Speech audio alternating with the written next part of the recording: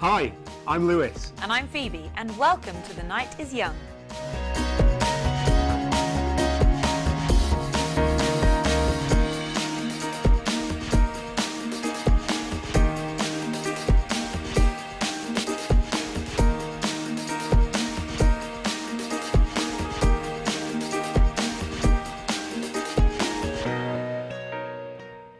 Welcome to The Night is Young. Tonight, we'll be bringing you the best content from a range of topics, including music, movies, technology, and travel. Yes, indeed. We've got something for everyone tonight. We'll be having a look at what destinations to go if you're thinking about going travelling this summer, a special performance from upcoming artist Dan Gilliver, plus a sneak peek at some of the big sequel blockbusters coming to theatres this summer. Positively a mecca of entertainment, So exciting. isn't it? But first, we're going to take a look at a new technology that's finally launched in the UK. 4G, the next generation in mobile communication. Most people have probably seen the Everything Everywhere adverts on TV with Kevin Bacon. Definitely. But what exactly is this new service that they're providing? They say 4G is the next generation of mobile internet capable of speeds up to 5 times faster than current 3G networks. But as the parent company of Orange and T-Mobile promotes this network, it's only a matter of time before we start to see O2, Vodafone and Three getting their hands on the new technology. So what exactly is 4G? What does it mean for us as mobile phone users, and how much will it cost? Let's find out. A new era for mobile communication began late last year as 4G was launched in the UK. 4G stands for Fourth Generation Mobile Network and means mobile phone users can enjoy a faster and more reliable connection with larger download limits. But what exactly is it? Can everyone get it? And how much is it? Well, the new network is currently only available with Everything Everywhere, the parent company of T-Mobile and Orange, who were awarded the network ahead of their competition back in August by regulator Ofcom. The network currently is available across 16 cities in the UK, with London, Belfast, Cardiff and Edinburgh being some of the first. It is then increasing by 2,000 square miles every month since its launch back in October, reaching 70% of the UK by the end of 2013 and 98% of the UK by the end of 2014. It has been suggested that 4G is up to 5 times faster than 3G, with the UK average increasing from 1.5 megabytes per second to over 8 megabytes per second. But all this extra speed does come at an extra cost, as EE's tariffs for the new network differ, with the cheapest 4G tariff starting at £36 for 24 months with only 500 megabytes of data, which makes picking this tariff pointless due to the low data cap. In context, this is equivalent of 2 one-hour programmes on the BBC iPlayer. So to make use of the new network means you need the larger data allowances that are considerably more expensive. Thus, the new network does have some real potential, not just for mobile phones, but for tablets, laptops, and potentially your home internet. It gives consumers speeds that rival most broadband connections, and as it is wireless, you can enjoy it anywhere you want. The network, though, is still relatively new and only available on certain network and handsets. We advise wait until more network providers launch their own services, so the coverage and price will improve. Well, that was all right. That looks really cool. Pretty good. And it means that you don't have to hang out of a window trying to get signal anymore. Ideal. Well, there you have it. If you can afford it and you want a faster mobile speed, then 4G might be the way forward for you. However, it does seem, though, that it needs some time to establish itself in the UK more to help increase competition and the coverage, and also so that price can fall and the quality of the service can rise. Until then, even if you are lucky enough to have access already, it probably might be worth waiting to upgrade a bit later. Right, up next we have a fantastic new artist performing for us called Dan Gilliver. He is currently gigging in Hampshire and Surrey, and we think this guy is a real talent and a must-see if given the opportunity to watch him live. Joining us now on the sofa is the man himself. Let's welcome Dan to the show tonight. Dan Gilliver, ladies and gentlemen! Oh yeah! Oh, you see, it's a strong crowd tonight, Dan. Thank you for coming on, Dan, and speaking to us. So tell us, how did you get into music? How did it all start? From as far back as I can remember, really. I've always had a few family members that have kind of always influenced me, like my grandma and like my dad's always kind of had the Wham and George Michael albums playing in the background. When you grow up having that drilled into you, learn to love it. And the Argos guitar as well. Oh yeah, Yeah, exactly. forget about that. It's all good. So, because you used to be in a metal band, so it was metalcore. What was the name of that? Pray for Divinity. Pray for Divinity. And so you've made a real transition since then, haven't you? You've kind of, it's just one man and his guitar now. So are you still in that transitional period, or are you progressing somewhere else? Well, I've definitely kind of like put my full focus into my acoustic, but at the same time, I've never want to kind of neglect kind of like, I guess, my musical roots, I suppose, and I'm always up for kind of doing collaborations with artists, you know, other acoustic artists. I mean, even other metal bands, I'm always kind of You've putting got some myself great covers out there, there. haven't you? Oh, cheers, man. So you do covers as well? Yeah, I try to mix it up as much as I can with covers. Yeah. I mean, I cover like Ben Howard, Deftones, Kings of Leon, Nice. Take Care by Drake and Rihanna. So it's like Real a bit mix. of everything. So it's like when I play like kind of to a new crowd or a new venue, then it's good because then there's always one song that someone's going to Yeah, kind of crowd like, pleaser, oh, I definitely. like this one. Hopefully, anyway. Well, tell us about some gigs coming up so people can come and see you if they want to. At the moment, I'm still kind of like in the process of trying to like literally just book as many as I can. So Yeah. off the top of my head, there's quite a few coming in at the moment. So, but I've definitely got a fair few shows coming up in like Southampton, Winchester, Portsmouth. So I'm kind of trying to establish myself in the south at the moment, and then start kind of networking elsewhere. Brilliant. Fantastic. Right, well, while you go and get set up, Dan, let's have a sneak peek at you gigging across the UK last year.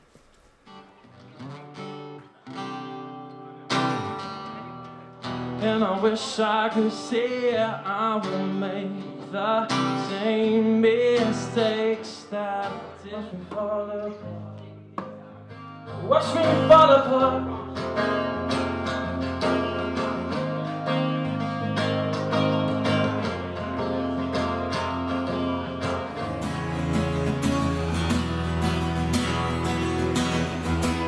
Am I real or is this fake? What is this world surrounding on Victor? Found the final picture I know.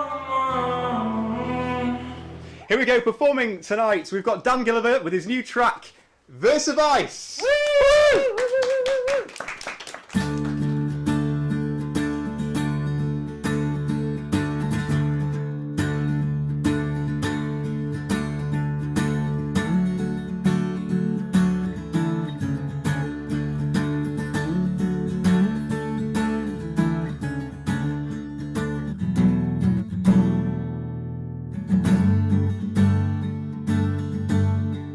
Bite your tongue or loosen your lip.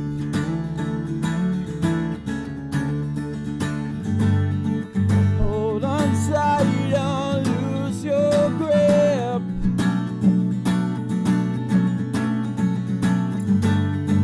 Hide in your fortress or spur the attack.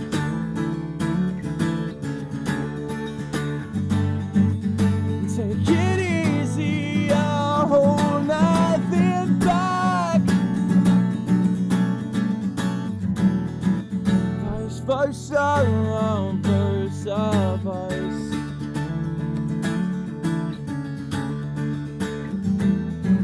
Vice versa, versa, vice.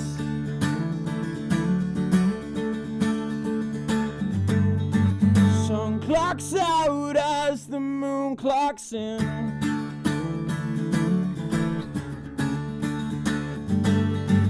Shore fins out as the tide comes in. Do we flee or do we fight?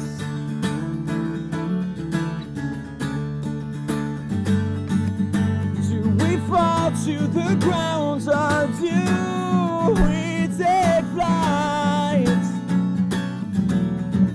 Vice versa, versa, vice.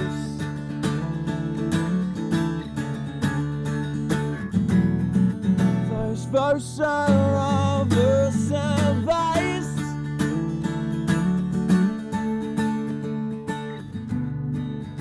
Close to your vices or revive your virtues.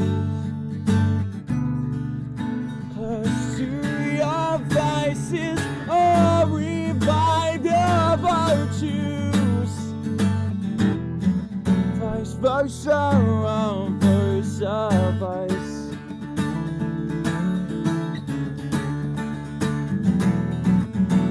Vice versa, vice.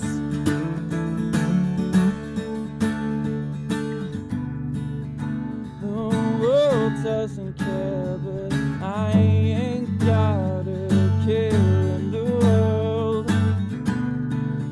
The world doesn't care, but I don't care. Vice versa, versa, vice. Vice versa, versa, vice. Vice versa, versa, vice.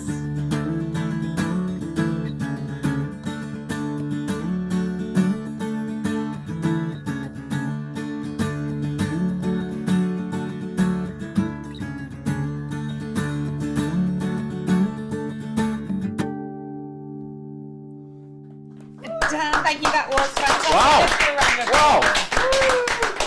Well, that was brilliant, and good luck with all the gigging. Now, if people want to maybe listen to your songs online or contact you, is there somewhere where they can do that? Yeah, all my music, covers and originals for free download on my SoundCloud. Just search my name, Dan Gilliver. Yeah. Same with my YouTube, Dan Gilliver, but also with my Facebook acoustic page. That's facebook.com/Dan Gilliver Acoustic. So yeah, check it out. Fantastic. PO Well, Box W360. That's brilliant. Thank you so much, Dan. Now, Fantastic. coming up next, we're going to have a look at going travelling with advice and tips from young adults who have experienced it themselves. Plus, we are joined by James Mullins, a representative from STA Travel, who will be here answering all your questions. Plus, we've got a sneak peek at some of the blockbusters hitting theatres this summer, including the much anticipated relaunch of the Superman films. See you in a few minutes for all of that!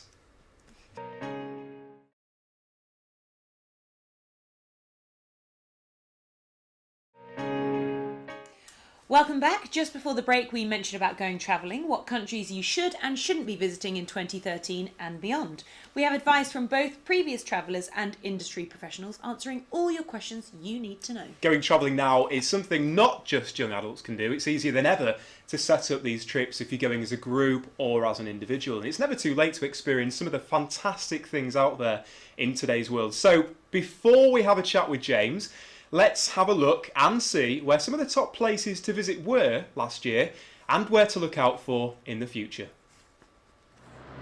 With such a beautiful and interesting planet out there, it's not surprising how popular it's become for people to take a year out and travel the world to see what it has to offer. And with the 2013 season only just beginning, I'm going to take a look at where you should be going this year and why. I'm Sam, reporting in Southampton outside one of STA Travel's shops.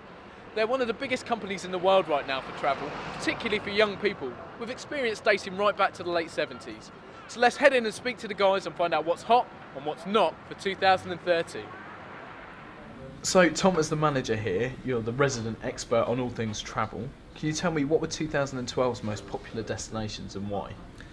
Same as every year really. Australia, New Zealand, very popular in terms of people going out there working, and Southeast Asia, always popular for travelling.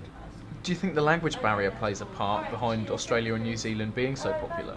Absolutely. I think it gives people a lot more confidence going out there to try and find jobs without that language barrier in comparison to somewhere like South America, where obviously speaking Spanish might be a problem.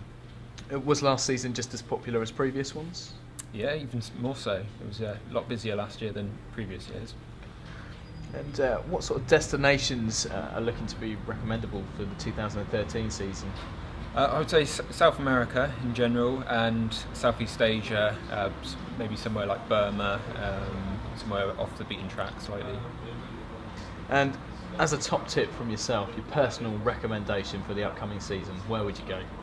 I would always try and recommend everyone go to Cuba as soon as they can before it changes. It's sort of going through a lot of political changes at the moment, so get there while you can.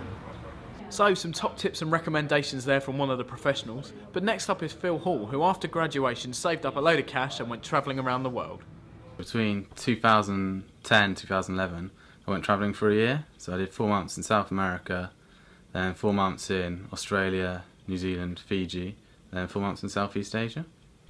Some of the highlights from my trip was trekking to Machu Picchu, skydiving in New Zealand, visiting Fiji, seeing all the beautiful islands, and in Asia it was probably going around Cambodia and visiting all the temples. You need to work out what you want to get from the trip first. So if you're slightly younger, maybe 18, 19, then Australia's the place to go. Westernised, very easy to get around, and it's full of young people. If you want a more party atmosphere, Asia's the place to go, particularly Thailand. You've got the full moon party there, beautiful beaches. If you're older, then South America is the place to go. A bit more of a cultural experience, and lots of diversity, and it's just a great place to go. If I was to do my trip again, I probably wouldn't go to Australia. For me, it was just a different experience. It was westernised, it's full of younger people who basically just got drunk the whole time. It wasn't sort of the reason I went travelling. I wanted to experience new cultures, see different things. And on top of that, it was really expensive. So unless I was going out there to work, I wouldn't bother going there again. And finally, we have James Mason, who also went travelling, but unlike Phil, worked while he was out there. Let's hear what he's got to say. Between 2011 and 2012, I travelled Southeast Asia and Australia. The highlights of my trip were Esperance, of course, because absolutely amazing beaches, some of the best beaches in the world there. Also Perth, it's an upcoming city, it's quite recent, new, it's young, so there's a lot of nightlife there and you can go out and enjoy yourself. Southeast Asia, of course, it would have to be Tubin because there's a lot of young people there again, good for going out, having a good time. Also sights though, it's absolutely incredible, mountainscapes and just the landscape is just incredible. I thoroughly enjoyed Australia. Asia was good but not as good because tourism has hit it quite hard, and places like the beach just off Koh Phangan is too crowded, and also Halong Bay, it's an amazing place but it is very busy and everywhere you look there's boats and tourism.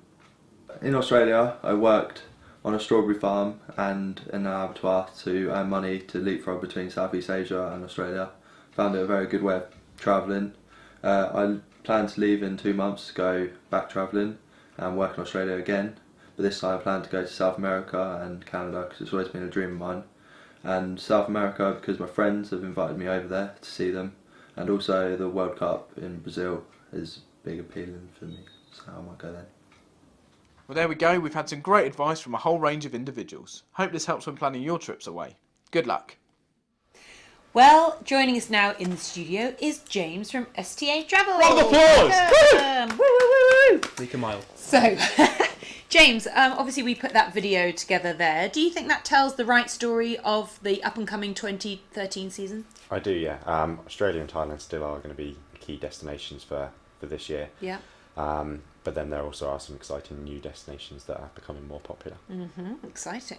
Okay. I mean, we saw in the trailer there about Phuket and about Thailand, about the full moon party on the beach. Is it old hat, or are people still doing it? Is it a classic?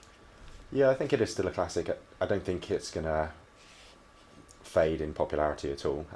But people are kind of incorporating that into their trips where they head off to a more varied, like off the beaten path and that sort of stuff, to newer destinations rather than just focusing on the full moon party. Brilliant. Well, we saw your colleague Tom there recommend Cuba and South America. Do you think these are going to become the places to visit? Yeah, Cuba is definitely somewhere we're suggesting because we want people to go there before it changes too much, because it's still very much influenced by the old regime. We want people to experience that before it gets too westernised. Yeah. Then South America definitely becoming more popular because it's becoming more accessible for tourists. And it's got basically such diversity. Have you just been there? I have just been there, yes. You've got the beaches and the parties in Rio are just amazing. I can tell you come back like an Amazonian. But can it be done on a shoestring budget, or do you have to save up the money? That's really important. It can be done, but we normally suggest save for that little bit longer here so you can make the most of it whilst you're out there, because there's not much point going if you can't actually do half the things you want to do. So we normally recommend put it off for a couple of months, save up a little bit, and then come back. Okay. And then you can save that extra bit of coin, and then you can enjoy yourself more when you're away. Perfect. Now, people often say that Australia is expensive. Is it still as expensive as it was? It is, yeah. It is still very expensive. But what's becoming more popular now is people going on working visas and spending a year out there, earning the Australian dollar, and then it becomes a lot more reasonable to travel out there and actually paying for things in the money. And also for the viewers at home that may be over a certain age, for example 30, I know that it's difficult to get a visa in Australia if you're over the age of 30, but it can still be done. You can still get a sponsored visa. Yeah, you're right. Yeah, you can still get sponsorship out there. So if there are companies you like the look of and they like you, then they can sponsor you and get you out there if you are over 31 and can't just get the normal working visa. Great. Brilliant. Well, there we go. We now know what's hot and what's not when it comes to going travelling this year. Thank you, James. And if you have any questions, make sure you get in contact with STA Travel, either at one of their stores or online at www.statravel.co.uk, as they really can help when it comes to setting up these once-in-a-lifetime experiences. And remember, you're never too old to experience this. Remember that. And now, finally, to finish tonight's show, we're going to have a peek at some of the big blockbusters hitting your scenes this summer. I'm truly excited. And we've called it Sequel Summer, with both sequels or remakes dominating the box office, with the release of The Hangover 3, Star Trek 2, Fast and Furious 6, Iron Man 3, Kick-Ass 2, Grown Ups 2, and Man of Steel. Right there? Yeah. Any more to add to the list? Not off the top of my head okay. right now. No. So let's have a look at some of these films worth going to see this summer.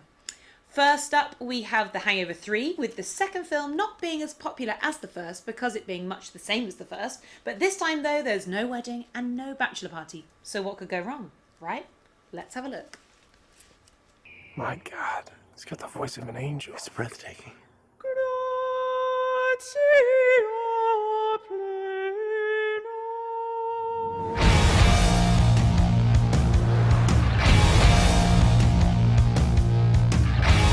I told myself I would never come back.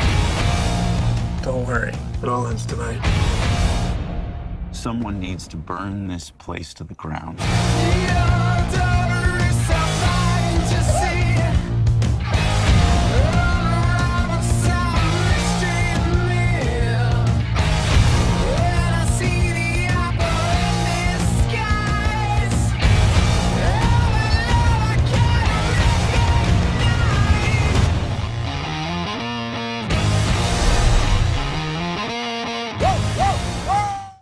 Wow. Okay. That is going to be an interesting one. The Four Wolves together again. Yes, but a little bit different from the last one. And I think maybe that's why the second one wasn't so popular, because it was like the first. So this one's going to be a lot different. But they're in Vegas again. Still roaming the deserts looking for Valkyries and cocaine. Who knows? But yes, it does look really cool. So that'll be good. Next up, we've got World War Z. After being away from the movie scene for a few years, Brad Pitt is back. And he returns as a UN employee trying to fix this post-apocalyptic world. It's based on the 2006 book by Max Brooks, which is a bestseller.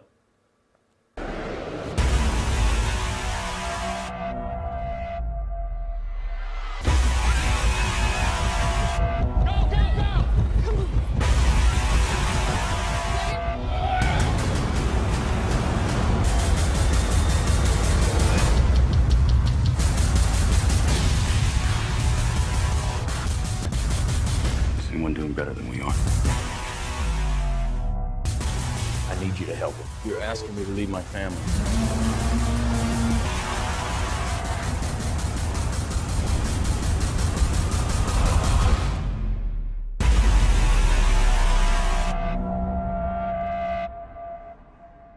Wow. My goodness, that looks so good. My general reaction is wow. Yeah. Because, and you know what, I don't like zombies. I don't like Neither anything do to do with zombies. I don't like zombies or horror. But it's got a big plane in it, and it's got Brad Pitt. I mean, so, what to be more fair, can you want? And the zombies run fast, which is really scary as well. It is. And that's going to be exciting. Based on a best-selling There you novel. go. It's going to be cool. Next up is J.J. Abrams' Star Trek Into Darkness, which is the second instalment in the franchise, and it's got the crew of the Enterprise heading back home to find a seemingly unstoppable force which has attacked Starfleet. Like the first, it's a modern take on the crew of the Enterprise, full of action, fantastic effects, with an overall darker feel than previously seen. Let's see. You think your world is safe. It is an illusion. comforting lie told to protect you. Enjoy these final moments of peace.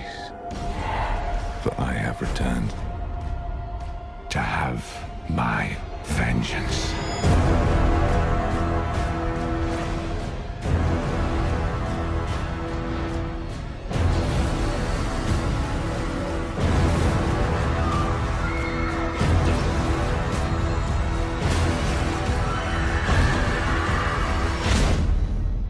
So, shall we begin?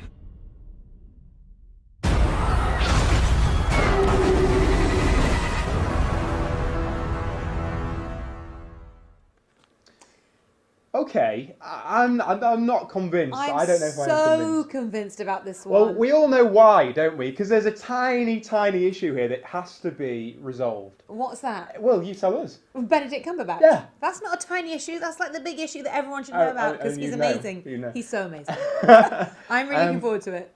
Well, fair dues. I mean, yeah. I mean, it's going to be exciting, I'm sure. I've already seen the first one, and that does it for me. Absolutely. It'll be great. It'll be a great sequel. And finally, with comic book hero movies being so popular at the box office over the last few years, with The Avengers and The Dark Knight Rises taking in billions, we look forward to now to possibly the best superhero of them all. Yes, the new Superman movie, Man of Steel, comes out this summer, starring British actor Henry Cavill as Superman. Let's have a sneak peek at what to expect from the relaunch of the famous franchise. My son was in the bus. He saw what Clark did. You're the answer, son. You're the answer to are we alone in the universe? Can I just keep pretending I'm your son? You are my son. And I have to believe that you were sent here for a reason. And even if it takes the rest of your life. You will give the people of Earth an ideal to strive towards. They will race behind you. They will stumble. They will fall. But in time, they will join you in the sun. In time, you will help them accomplish wonders.